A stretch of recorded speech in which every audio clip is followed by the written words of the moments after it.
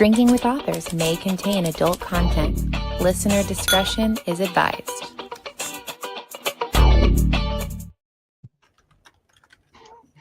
Hello, everyone. Welcome to Drinking with Authors, sponsored by Four Horsemen Publications. I am your host tonight, Nick Savage, author, artist, crazy person. And joining us is the awesome Dominic N. Ashen. I'm saying that right. So before we let you introduce yourself, I have to ask, what are you drinking? I am enjoying a nice black cherry apple cider by Wicked Grove. Oh, very nice. I am doing a by Wicked Grove. Wicked Grove, which is Aldi, the grocery store's in-house brand, which is surprisingly, like, it's dangerous how smooth it is. Aldi brand stuff is phenomenal. It's been me and the partner just moved out, and the Aldi is the closest grocery store now, and so we've been trying stuff, and we've been really surprised.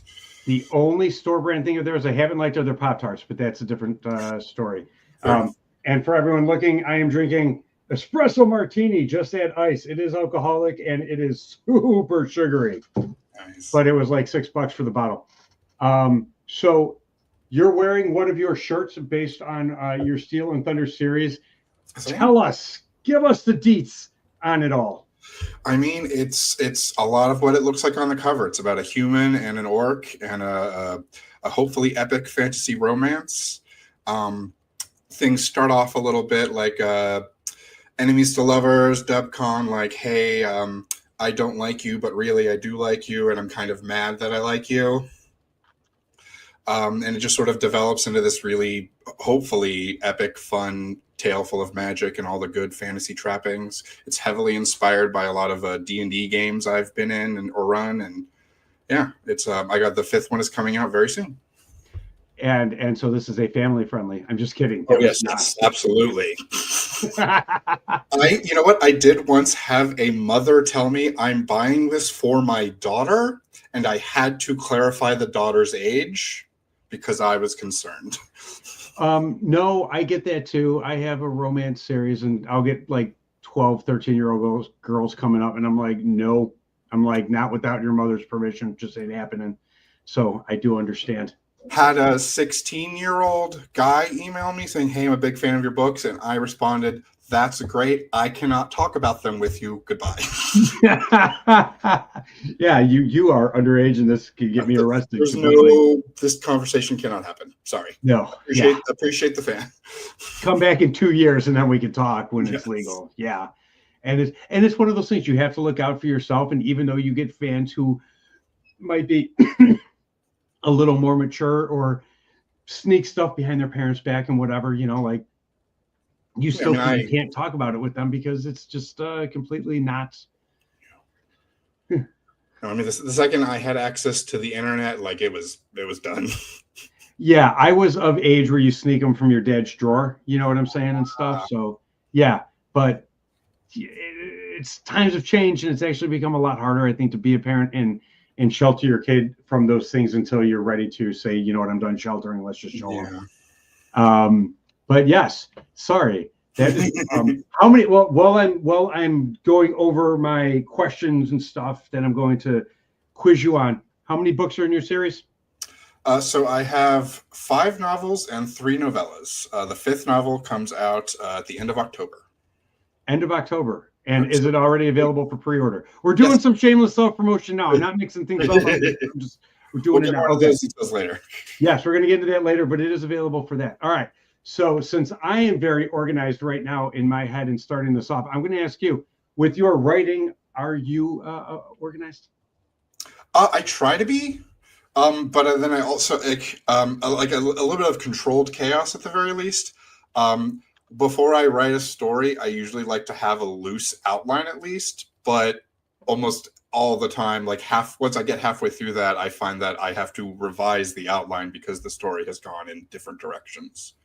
So I try to stay on top of the organization, but it's a little bit, all over the place. But I think that's how writing works. You do a little bit of your plotting or, outlining, you write, you figure out that it's not working the way you had thought, or it's going in a different direction, because to me, you shouldn't force your characters. Right. Like if it feels natural for a character to do something or for them to not do something, then you kind of just want to go with that because better story, hopefully.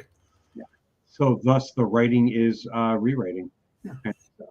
And also as a fantasy author, I'm sure actually I imagine fantasy, sci-fi, anything where you're making up words for countries, objects, things like that. A lot of spreadsheets to try to make sure you're not forgetting things or retconning yourself by accident. But even that can, after a certain period of time, you've got 25 tabs in a single spreadsheet, and none of it means anything anymore. With the world building,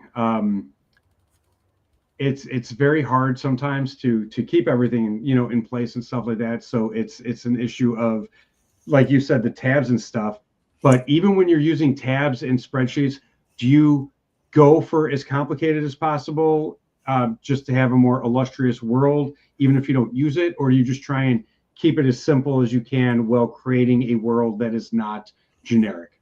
I'll try to make notes of sort of bigger picture things that maybe aren't mentioned directly in the text so that I can maybe use them later if it comes back up.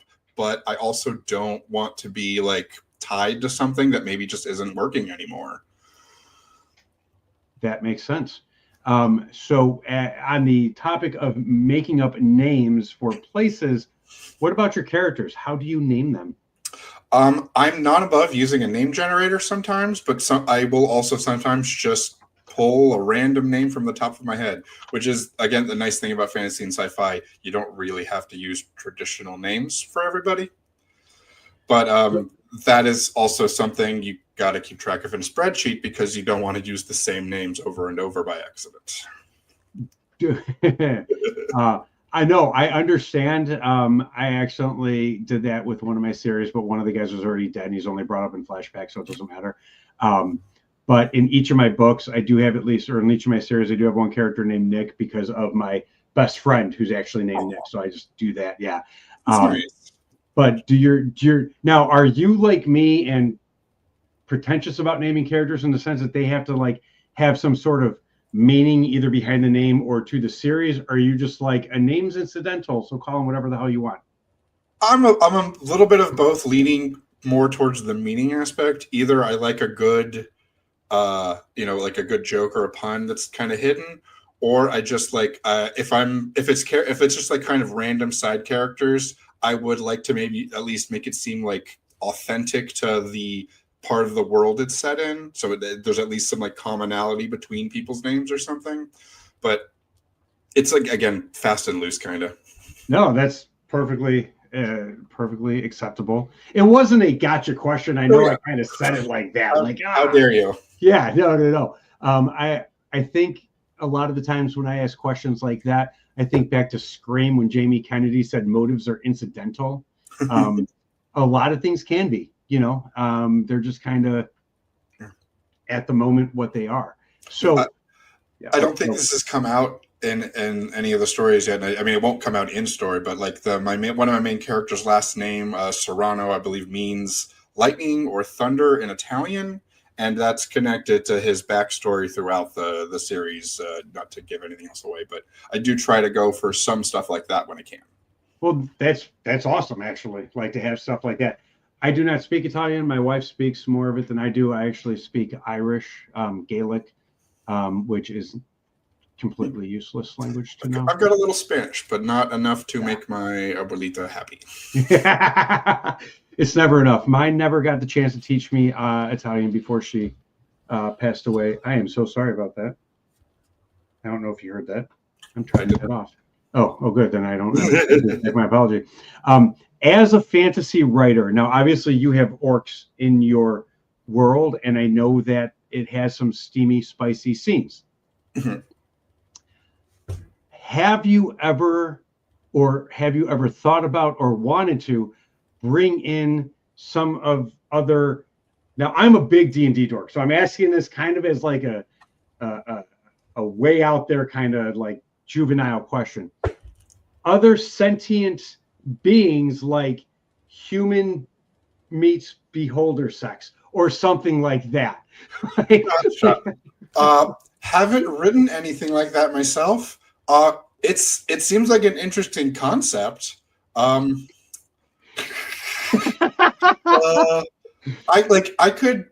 could absolutely, like, I've definitely read some other, like, monster porn where things get very tentacly and appendagey. yes. But I've never written that stuff myself, but maybe I need to. Like, and I'm not saying it's a bad thing or anything. No. To each their own, as consenting sentient beings who are adults. Hey, great, go for it. I know when it comes to the writers who do the kind of we're going to say, like you said, monster porn type stuff.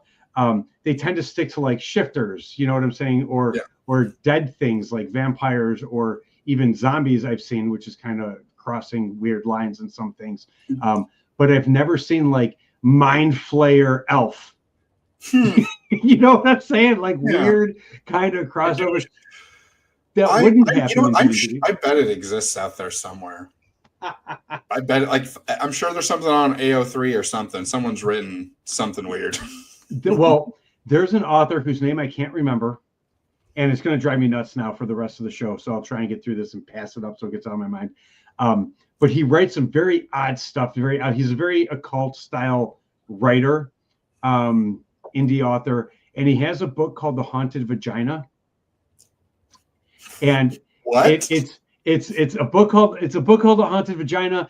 And the reason I'm saying this is he may do stuff like this, and I don't know anything about it, because it's about this girl who hears voices in her vagina, and this guy crawls up it and enters this whole other dimension, and then has to crawl back out.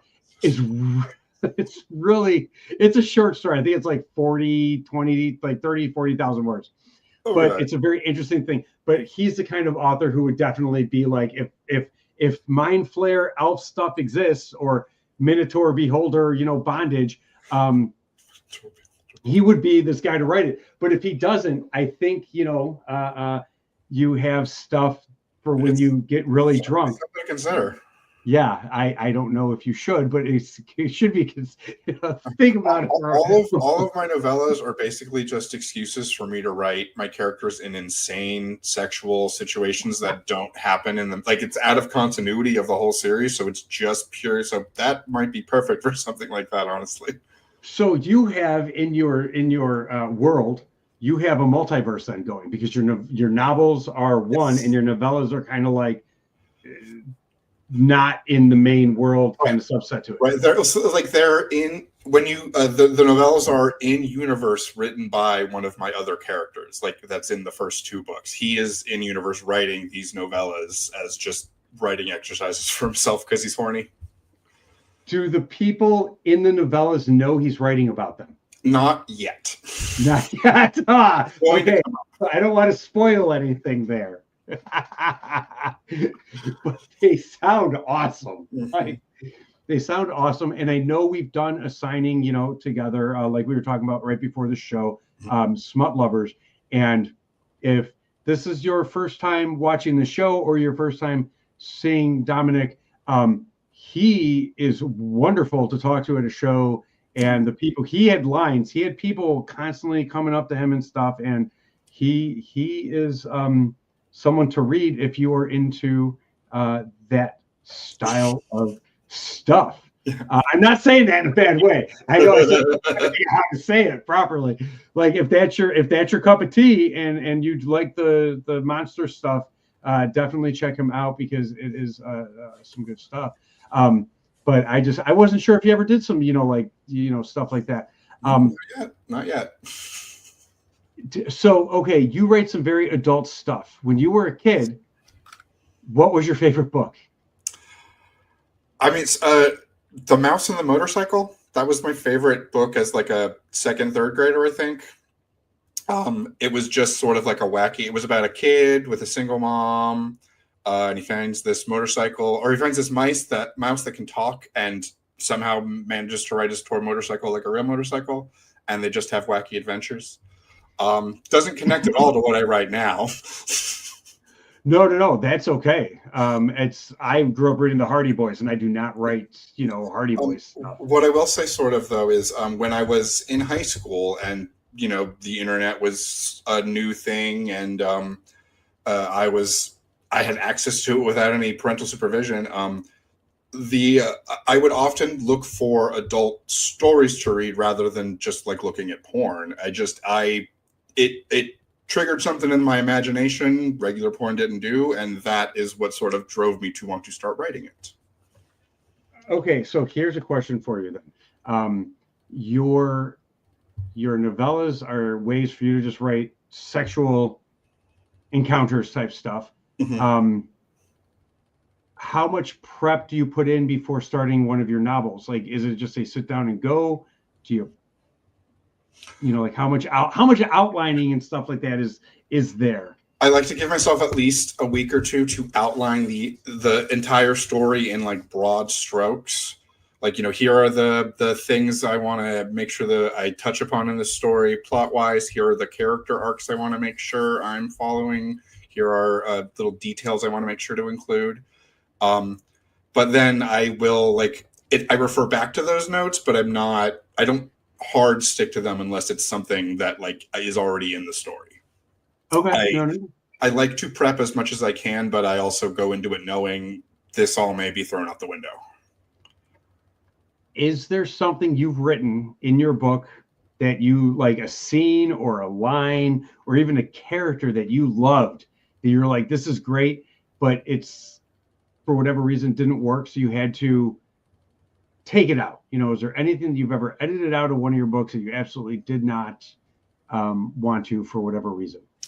Yeah, actually, yes. There were a few scenes in the previous, the fourth novel in the series that I was kind of shoehorning them in. I don't want to go into what they are because I'm going to try to reuse them in the future. But I did there are definitely when you have your story plotted out and you kind of know the timeline that has to work, it can be hard to jam everything you want in. And so it's better if the story flows better without some stuff, you got to take it out. But you're saving it so we can't talk about it because you want it in a different. It'll need some rewrites, but it was good enough that I liked it, that I want to keep it. No, that is definitely okay. I think we all have, and just before we move on and actually switch gears with this for a bit, because you seem like a fun guy to ask strange questions to. I had an idea about involving the Dalai Lama in one of my books, and it was absolutely ended up being one of the worst ideas I ever had. Oh, no. So it didn't make the final cut, but I was like, what if he's behind everything like this, and he's really evil and blah, blah, blah.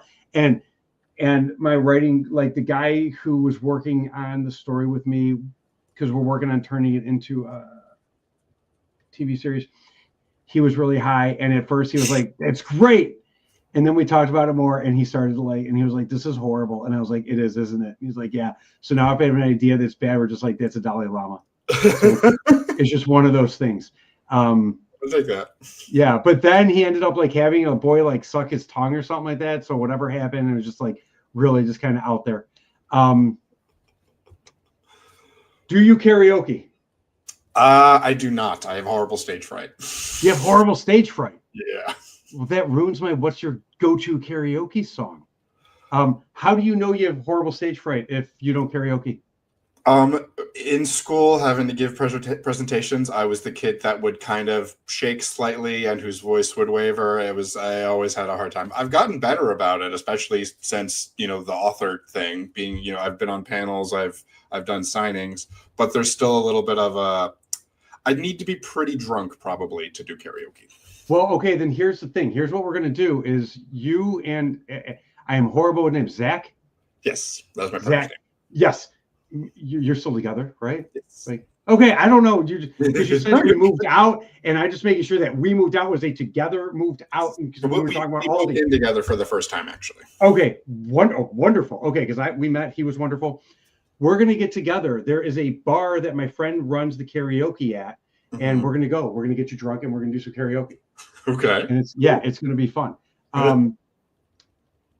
Question: anyone, living or dead, if they said, "I'm going to read your book," and who would you want it to be and why? Oh.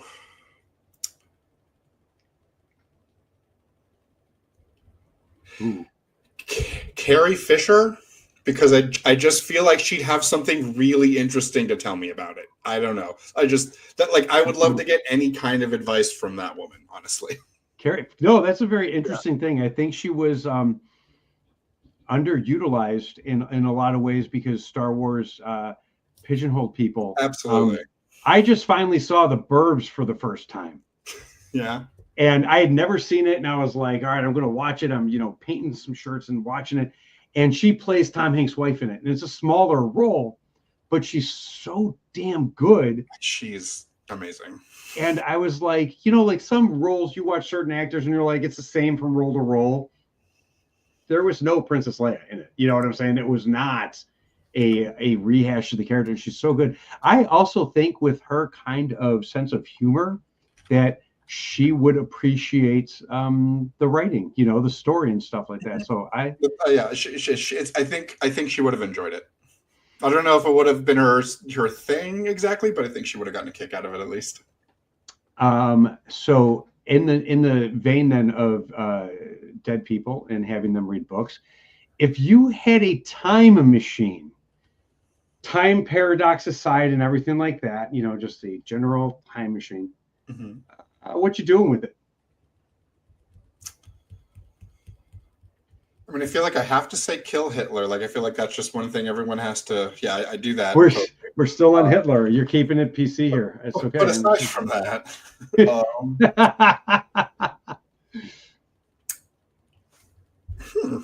this isn't something I've really thought about much. I don't know. I guess I might. I was going to say just travel back maybe 30 years ago and remember what the world was like, but it wasn't that good either. Thank you. Sorry, that was my daily latte delivery. If anything, I think I'd want to go into the future just to see how things are going and maybe see how my books are doing and if how many more of them I ended up writing. That is actually a very scary thing to think about. And I'm going to relate that to an episode of Doctor Who where he brings Van Gogh. I remember that episode. And that is one of my favorite episodes. The actor who played Van Gogh, whatever his name is, he's a wonderful actor. He was in some other shows I've seen. But that episode in and of itself is very scary because there are tens of thousands of unknown authors who he could have dragged to the future and been like, look, you amounted to nothing. Yep. And it would have been a very, very different kind of devastation, you know what I'm saying, and stuff. I had those thoughts as I watched the episode, actually. I was like, this is beautiful, but also like, what about every other artist who just, gets nothing? Yeah. I think it's funny, though, that you say you go back 30 years and it still wouldn't be much better because they've done, and I know I'm kind of, but they've done these studies about, everybody, and without getting into politics, say, we want to go back to this time because it was so much better, everybody. Right. And the thing it has in common, whether they say they want to go back to the 50s, the 60s, 70s, the 80s, or the 90s, is the people who say that decade didn't have responsibility or accountability at that time because they didn't have the bills to pay. They didn't understand what was going on in the world. They didn't grasp the full thing. Because to me, I'm like, the 80s. And then you read about the history in the 80s and you're like, oh, yeah, it sucked for like everybody who didn't look like everything was terrible. Yeah, everything was terrible. And the only good thing in the 80s was the music and the movies and the drugs, apparently, but I wasn't doing them. But it's almost going into the future, hoping we finally break that cycle is a very, very good thing. Let's see. All right. So you know what? I'm not even going to ask if you cook. Say Four Horsemen, who sponsors this, is having a cookout, potluck. What dish are you bringing? Either like taco fixins, like everything to make like a taco bar kind of thing, or I make this really good honey chipotle sauce that's like a dupe for Chili's sauce that me and my partner are really into. And so it would either be tacos or honey chipotle chicken tenders. Now, when you say tacos, now the honey chipotle sauce sounds amazing. You're going to have to give me the recipe for that. Will do. When you say tacos, hard shell, soft shell, both, one or the other? Both. I believe everyone should have the taco they want to have. So that's what I love about tacos. You just bring the stuff and people make them how they want to make them. So you're not just having a bar. You're having like a whole buffet of like hard shells, soft shell, which means you're going to have flour and corn. Sour cream, all the stuff. God, we're having a picnic with you. That'll be wonderful. Let's see, because I like you. You are good at answering some of these things. Okay, here's one for you, and I don't. You know what? When reading books, watching TV, doing whatever, what trope, if you read it and come across it, just drives you nuts and makes you want to put the book down or movie off? The person who is a trained professional, it's really like screwing their job up for no reason. I will use the Alien movies as an example. After the first two, I'd say they all basically like the plot gets kicked off by someone who is like, you are trained to deal with extraterrestrials. You know you should not bring this strange diseased thing onto your ship. They immediately do the wrong thing, and it's like what this all could have been avoided if you just weren't stupid. If you just did what you're supposed to. Okay, no, I definitely, I can definitely vibe on that.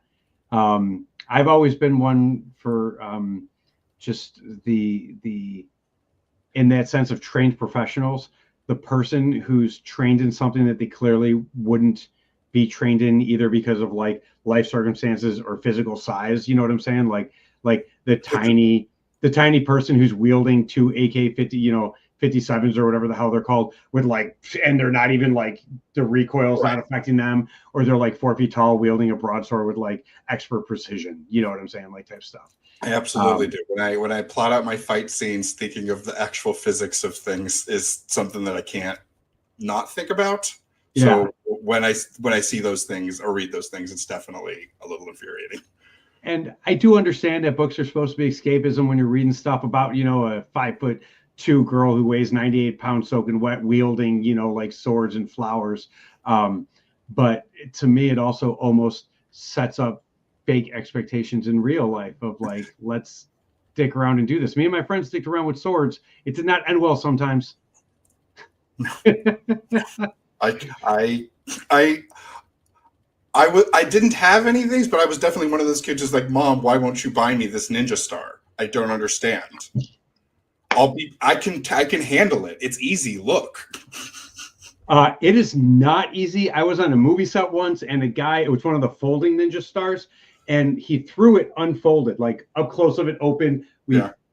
And he throws it folded, and it bounced and opened and landed in one of the production assistant's legs.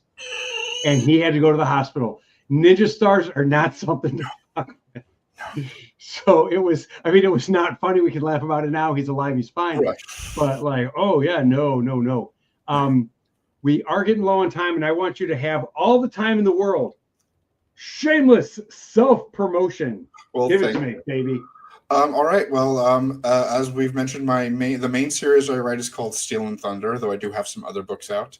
There are currently 4 novels out in that series, with the 5th novel coming out October 23rd, which may be after this episode releases. I'm not sure.